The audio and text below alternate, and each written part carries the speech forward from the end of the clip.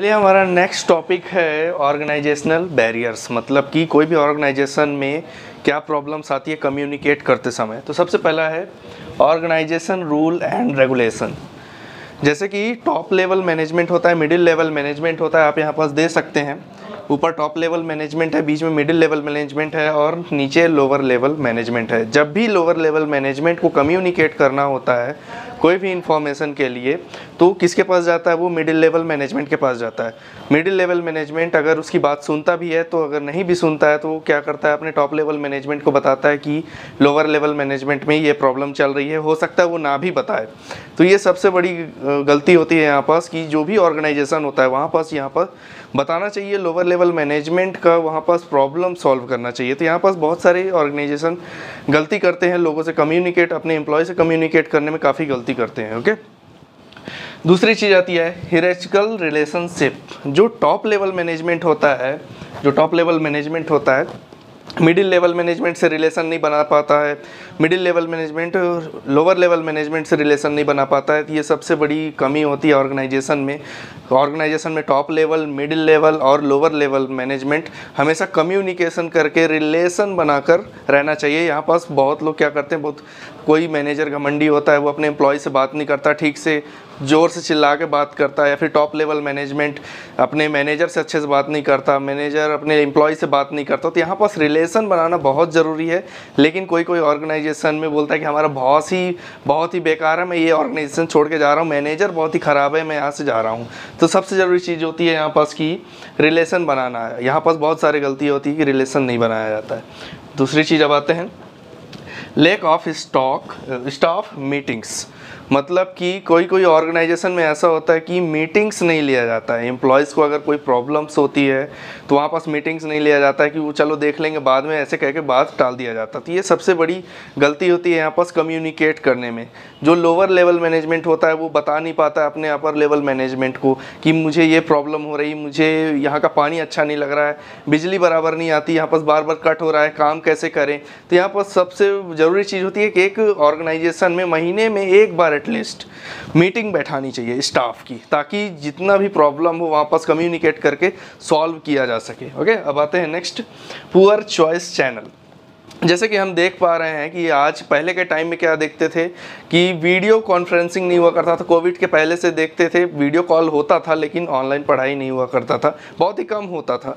जब कोविड के बाद इंटरनेट को जो मैसेज है उसको ट्रैवल करता है किससे? इंटरनेट के जरिए ट्रैवल करता है। तो यहाँ पास हम सबसे पहले देखते हैं कि पुराने के टाइम में क्या हुआ करता था कि वहाँ पर सर कट गए।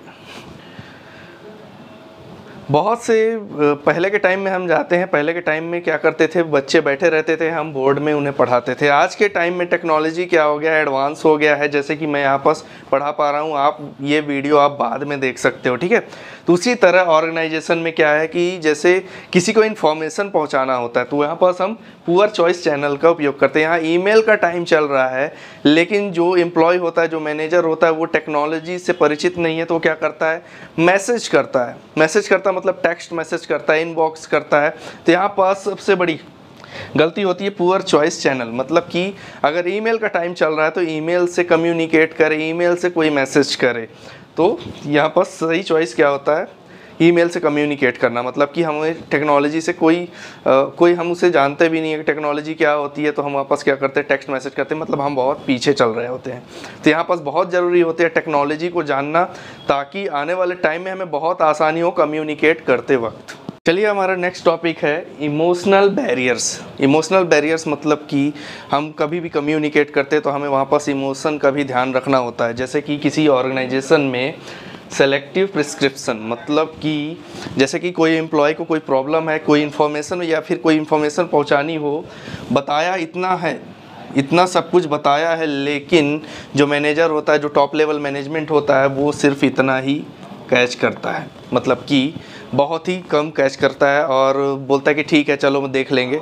मतलब कि वो बात टालने की कोशिश करता है। तो ये सबसे बड़ी प्रॉब्लम होती है कि अगर कोई हमें कुछ बोल रहा है या फिर कोई शेयर कर रहा है इन्फॉर्मेशन, तो हमें वहाँ पास ध्यान देना चाहिए कि पूरा इन्फॉर्मेशन लेना चाहिए, हमें आधा इन्फॉर्मेशन नहीं लेना चाहिए। सबसे रॉन्ग चीज़ होती है सिलेक्टिव प्रिस्क्रिप्शंस। ओके, अब दूसरी चीज़ आते हैं पुअर लिसनिंग। जैसे कि मैं कम्युनिकेट कर पा रहा हूँ, तो आपको यहाँ पास पूरा ध्यान लगाने की ज़रूरत है। अगर आप यहाँ ध्यान नहीं लगाते, आपका ध्यान कहीं और होता है, मतलब कि आप वहाँ पास कम्युनिकेशन तो ले रहे हैं लेकिन वहाँ पास आपकी पुअर लिसनिंग है। आपको यहाँ पास सबसे ज़्यादा ज़रूरी चीज़ है क्या? लिसनिंग। आप यहाँ पास ध्यान दीजिए, आपको लिसन करना है, पुअर लिसनिंग नहीं रखनी है। आपको यहाँ पास हर चीज़ पर ध्यान देना है, हर इन्फॉर्मेशन पर ध्यान देना है। जैसे कि मैं कम्युनिकेट कर पा रहा हूँ, तो आपको पूरी तरह से यहाँ पास फोकस करना है। और इसमें सबसे बड़ी प्रॉब्लम होती है कि लोग सुनते नहीं हैं, बिल्कुल भी नहीं सुनते। अब नेक्स्ट आते हैं हम, ईगोटिज़म। ईगोटिज़म का मतलब क्या होता है कि जैसे कोई एक मैनेजर है, एम्प्लॉय ने कहा कि मेरा ये काम है, आप ये ऑफ़र लेटर निकाल के दीजिए, या फिर कोई रिपोर्ट है उसके बारे में बताइए। तो वहाँ पास बहुत ही घमंडी होता है मैनेजर, कोई भी हो सकता है, ज़रूरी नहीं कि एक मैनेजर हो सकता है, एम्प्लॉय हो सकता है, टॉप लेवल मैनेजमेंट हो, कोई भी घमंडी हो सकता है। यहाँ पास जब भी कोई इंसान यहाँ पास कम्युनिकेट करता है तो क्या करता है, यहाँ पास ईगो दिखाता है अपना, कि मतलब मुझसे बड़ा कोई है ही नहीं, मुझे सुनना ही नहीं है। जब तक वो बोलता नहीं है तब तक क्या कर रहा होता है वहाँ पास, वो सुनना नहीं चाहता। मुझे तुम्हारी बातों में कोई इंटरेस्ट ही नहीं है, मुझे कोई भी इंटरेस्ट नहीं है, मुझे यहाँ पर अपने से मतलब है, तुम कौन हो मुझे कोई मतलब नहीं है। यहाँ पास कोई भी इन्फॉर्मेशन देना हो या फिर कोई भी इन्फॉर्मेशन लेना हो, मतलब कि वो जो आदमी होता है सुनने वाला नहीं होता है, वो सिर्फ अपनी चलाने की सोचता है कि सिर्फ मेरी बात सुने और जो दूसरा बोल रहा है। तो ये तो संभव ही नहीं है कम्युनिकेशन करना। कम्युनिकेशन तभी संभव है जब मैं यहाँ से शेयर करूँ इन्फॉर्मेशन और सामने से फीडबैक आए। तो सामने वाला सुनने को ही तैयार नहीं है, वो सिर्फ अपनी चलाने चाहता है। तो इसका मतलब क्या है? ईगोटिज़म है, मतलब कि बहुत घमंडी है। यहाँ पास इमोशनल बैरियर्स है, मतलब कि वहाँ पास हम समझ नहीं रहे सामने वाले को, वो सिर्फ हम अपनी चला रहे हैं। अब आते हैं इमोशंस। जब भी हम कम्युनिकेशन करते हैं, किसी से भी कम्युनिकेट करते हैं, तो हमें उसके भावनाओं को समझना चाहिए कि सामने वाला चाहता क्या है। अगर जैसा हम उसे बोलते हैं कुछ भी, तो उसका हमें रिस्पांस भी अच्छा मिलना चाहिए, हम फीडबैक भी उसे अच्छा दे सकें। तो ये रहता है क्या? इमोशंस। उनकी हमें भावनाएं समझनी होती है।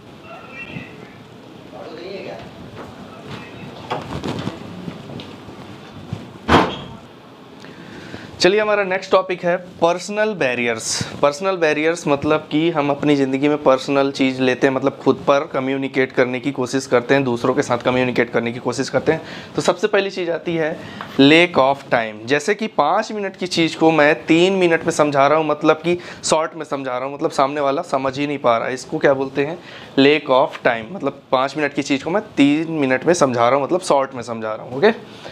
अब आते हैं लैक ऑफ कॉन्फिडेंस। मतलब कि जैसे मुझे किसी से बात करना होगा तो मैं क्या करूंगा? मैं घबराऊंगा, बहुत ही घबराऊंगा, मेरा कॉन्फिडेंस बहुत ही डाउन होगा। जैसे कि मैं अभी आपसे कम्युनिकेट कर पा रहा हूं, अगर मैं साइड में छुप जाता हूं, ऐसे पढ़ाते पढ़ाते अगर मैं डर जाता हूं, तो क्या होगा? लैक ऑफ कॉन्फिडेंस, मतलब मेरा कॉन्फिडेंस बहुत ही डाउन है।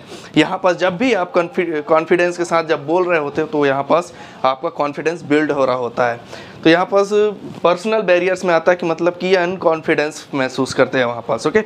नेक्स्ट आता है हमारा फियर फ्रॉम सुपीरियर। मतलब कि जो जैसे कि मान लीजिए मैं एम्प्लॉय हूँ, मुझे कोई प्रॉब्लम आ रही है या फिर कोई रिपोर्ट तैयार करने में प्रॉब्लम आ रही है, तो मैं क्या करूँगा? अपने सीनियर से बात करना चाहूँगा, अपने टॉप मिडिल लेवल मैनेजमेंट से मैं बात करना चाहूँगा, लेकिन यहाँ पास मुझे डर लग रहा है, अगर मैं उससे बात किया तो वो मुझे डांट ना दे। यहाँ पास सबसे बड़ी प्रॉब्लम होती है कि डर लगता है। मतलब कोई भी इंसान किसी अपने अपर लेवल मैनेजमेंट से डरता है, मतलब कि यहाँ पास कॉन्फिडेंस उसका काफ़ी लो है, काफ़ी डरता है, काफ़ी फियरनेस फील करता है वो। चलिए, तो हमारा नेक्स्ट टॉपिक है टेक्नोलॉजिकल बैरियर्स। मतलब कि जब मैं आपसे इंफॉर्मेशन शेयर कर रहा हूं, तो टेक्नोलॉजी में क्या बैरियर्स आता है, क्या बाधा आती है, क्या प्रॉब्लम्स आते हैं। तो चलिए बात करते हैं यूज़ ऑफ अनअपडेटेड टेक्नोलॉजी। मतलब कि ईमेल का टाइम चल रहा है और मैं यहाँ पास पत्र लिख के आपको इन्फॉर्मेशन शेयर कर रहा हूँ। तो ये क्या होता है? Use of unupdated technology. यहाँ पास हमें टेक्नोलॉजी की मदद लेनी चाहिए, लेकिन यहाँ पास हम मदद नहीं ले रहे हैं, हम पुराने ज़माने का तरीका अपना रहे हैं। तो क्या हो जाएगा? कम्युनिकेशन में हमें प्रॉब्लम आएगी। ओके। दूसरी चीज़ आते हैं लैक ऑफ टेक्नोलॉजी नॉलेज। मतलब कि हमें यहाँ पास टेक्नोलॉजी का कोई ज्ञान ही नहीं है। जब भी अगर कोविड नहीं आया होता तो हमें मालूम ही नहीं होता कि टेक्नोलॉजी इतनी एडवांस होने वाली है। अगर कोविड नहीं आया होता तो क्या कर रहे होते? हम कॉलेज में ही पढ़ रहे होते, हम यहाँ ऑनलाइन सेशन अटेंड नहीं कर रहे होते।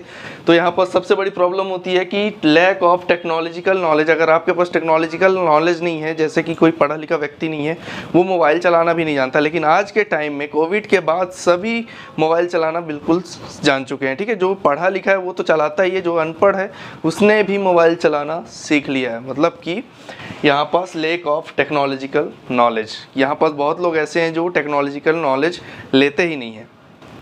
तो यहाँ पास बहुत ज़रूरी है टेक्नोलॉजिकल नॉलेज लेने की, ताकि वो अपने आप को से जो भी अपना इंफॉर्मेशन है वो दूसरे के साथ कम्युनिकेट कर सके। तो ये आता है टेक्नोलॉजिकल बैरियर्स, ओके।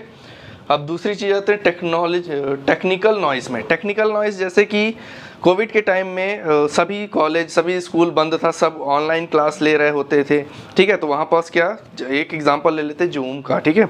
जूम में क्या, कोई जैसे कि मैं पढ़ा रहा हूँ आपको, मैं पढ़ा रहा हूँ, क्या पीछे से क्या डीजे बज रहा है, तो क्या होता है कि टेक्निकल नॉइज़ मतलब कि डिस्टर्बेंस क्रिएट करता है, या फिर नेटवर्क में कुछ प्रॉब्लम्स आ जाता है। तो वहाँ पास क्या होता है, नेटवर्क में प्रॉब्लम आना मतलब कि नॉइज़ क्रिएट करना, यहाँ पास टेक्नोलॉजिकल बैरियर्स आता है, ओके। दूसरी चीज़ आते हैं हम बैरियर सेट डिकोडिंग स्टेज, मतलब कि जो मैं इंफॉर्मेशन आपको शेयर किया हूँ, इन कोड में शेयर किया हूँ, तो वो आपके पास कैसे पहुँचेगा, डिकोड करके पहुँचेगा। डिकोड करके अगर गलत मैसेज पहुँचता है तो आप फीडबैक भी क्या देंगे, रॉन्ग मैसेज देंगे, ठीक है। मैंने यहाँ से सही इन्फॉर्मेशन शेयर किया और डिकोडिंग स्टेज में कोई गड़बड़ हो गया, कोई टेक्नोलॉजी में कोई मिस्टेक हो गया, तो आपको वहाँ रॉन्ग मैसेज पहुँचेगा, और रॉन्ग मैसेज पहुँचेगा तो रॉन्ग फीडबैक। हमारा नेक्स्ट टॉपिक है कल्चरल बैरियर्स, ओके।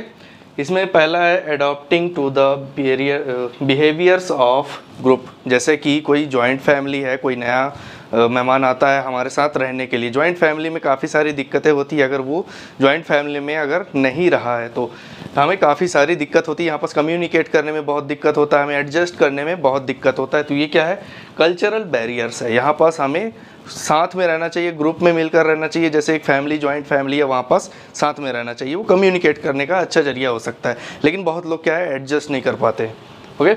दूसरी चीज़ आता है रिलीजियस बिलीव्स। जैसे कि हम हिंदू धर्म से हैं, हमारी फैमिली हिंदू धर्म से है, तो हमें भी कौन सा, अगर आप हिंदू हैं तो हमें भी हिंदू धर्म ही अपनाना चाहिए। अगर आप ईसाई धर्म अपना लेते हैं तो क्या, कम्युनिकेशन करने में काफ़ी प्रॉब्लम होगी, लड़ाई झगड़े होंगे, बहुत सारी प्रॉब्लम होगी। तो हमें इस चीज़ से बचना चाहिए, ठीक है। अब आते हैं बॉडी लैंग्वेज। अगर मैं कोई भी वर्ड ना निकालूँ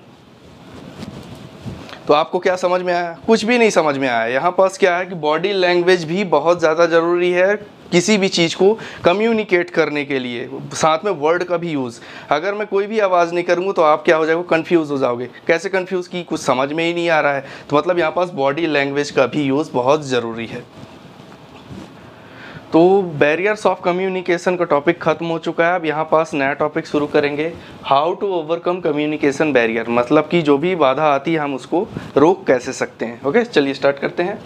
इवेल्युएट फीडबैक, मतलब कि हम यहाँ पास जो भी मैसेज हो, जो भी इंफॉर्मेशन हो, हमें फीडबैक राइट देना है, हमें सुनना भी अच्छे से और फीडबैक भी सही इन्फॉर्मेशन देना है, ठीक है। जैसे कि अगर हम कोई भी इन्फॉर्मेशन शेयर करते हैं तो सामने वाला क्या करता है, उसके डेस्टिनेशन पर पहुंचता है, वो रिसीव करता है और क्या देता है, फीडबैक देता है। मतलब फीडबैक भी राइट देना है, राइट इन्फॉर्मेशन के साथ फीडबैक भी राइट होना चाहिए, ओके। दूसरी चीज़ आता है improve listening and writing skills. जब भी हम किसी को भी improve listening and writing skill, जैसे भी हम किसी को शेयर करते कोई भी इन्फॉर्मेशन, तो हमारी वहाँ पास लिसनिंग स्किल भी इम्प्रूव होनी चाहिए, इम्प्रूव करनी चाहिए, हमें कोई भी प्रॉब्लम नहीं होनी चाहिए सुनने में, ठीक है। और राइटिंग स्किल भी काफ़ी इम्प्रूव होनी चाहिए। अगर कोई भी रिपोर्ट तैयार करता है, ठीक है, तो वहाँ पास राइटिंग स्किल, हमारी जो भी रिपोर्ट है वो क्लियर होनी चाहिए, okay.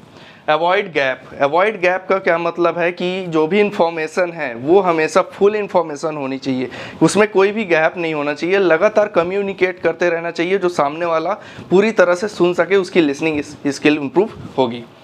Clarity idea before communicate, मतलब कि आपके पास जो भी इंफॉर्मेशन है, जो भी आइडिया है, वो हमेशा क्लियर होना चाहिए कम्युनिकेट करने से पहले, ओके। Put concentration, okay. जब भी आप शेयर करें कोई भी इन्फॉर्मेशन, तो सामने वाला क्या करे, उसे पूरी कंसंट्रेशन के साथ वो बातें सुननी चाहिए। जो भी बोल रहा है, जो भी इन्फॉर्मेशन दे रहा है, तो उसे भी पूरे फुल कंसंट्रेशन के साथ वो शेयर करना चाहिए। जो भी इन्फॉर्मेशन हो उसे शेयर करना चाहिए। Beware of language, tone and content language, मतलब कि जिस लैंग्वेज में मैं बात कर रहा हूँ उसका टोन काफ़ी अच्छा होना चाहिए और कंटेंट जो है वो काफ़ी बेहतरीन होना चाहिए, ताकि सामने वाला बहुत अच्छे तरीके से समझ पाए, ओके।